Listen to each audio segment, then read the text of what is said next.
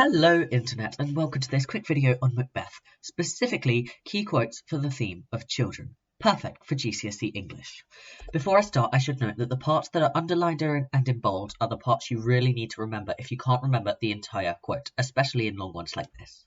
So, the key parts here are I have given suck and dashed the brains out.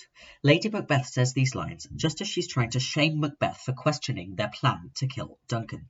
She uses the image of a child to make a graphic statement about her own ambition and also her capacity for violence, as she's describing herself to be tender and caring toward a child, but then also would kill that child.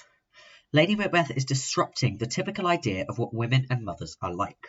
She uses this image to try and make her husband seem less manly by doubting their scheme.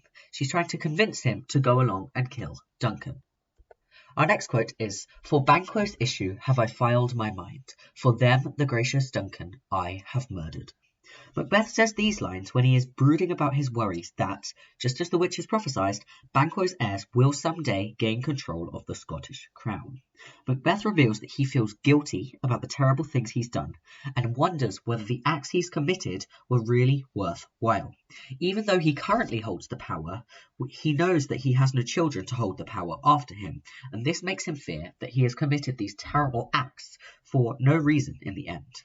These speak to a strong interest in stable succession, which was a key political issue during Shakespeare's time. Our next quote is, "What? All my pretty chickens in their dam at one fell swoop." Macduff says these tragic lines upon learning that his wife and children have been murdered.